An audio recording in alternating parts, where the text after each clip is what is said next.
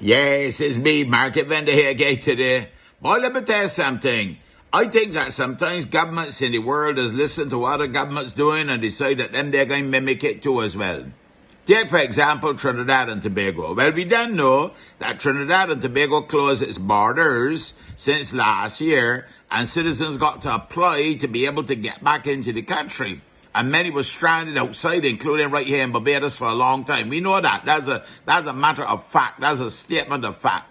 And all now, Trinidad and Tobago, them borders not yet open to people from Trinidad and Tobago, or for that matter, from anybody else. Except that somehow the Venice seem to be able to come through the borders. Down in the south, we don't know that there's a narrow strip of water between the two countries. So you would think that all along there you would got rail soldiers and police and all them kinds of people to ensure that the illegal immigrants not come across the waters. But somehow, although they know that, somehow, I wonder if somebody being just, turning a blind eye, and what is the incentive for turning a blind eye? Well, you and I know what the incentive would be. It could only be something called mucho dinero, senor. Yeah, me, si, senor. I have dinero, and you turn to blind eye, and then I come into your country, and that sort of thing. No? Si, senor? Yeah, I can hear the Trinity boy. Bobol boy? All you have bobol inside, yeah? Oh, lost. But no, just when I thought that Trinidad and Tobago was unique in that regard, Australia, of all places, is telling citizens of Australia, everyone in India, stand out there. Don't come back out here. Canberra decided and passed some new regulations that they will not be allowing them. It is part of their zero tolerance when it comes to COVID-19.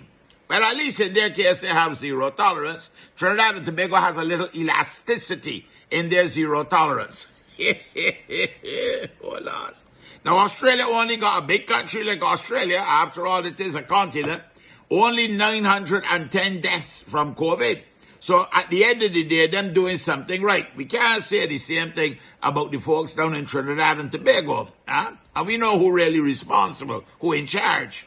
But you see, me market vendor, listen to this. You could get charged if you attempt to come back into Australia from India at the moment, 66,000 Australian dollars, and you're going to get put in jail too on top of that. So apparently there are quite a few Aussies, Aussie, and they are languishing now in India and unable to get home. One fellow went to his father's funeral. Well, let me tell you something. Now he could be out there so for a long time, because if he tried to get back in, it going to get 5 years in jail and 66,000 Aussie dollars, which apparently when translated come to like 51,000 US dollars. Well. And apparently there are over 9,000 Aussies out in India. So I only want them 9,000 people who went out there on vacation. I hope that they went there working, and if so, they will stay out there.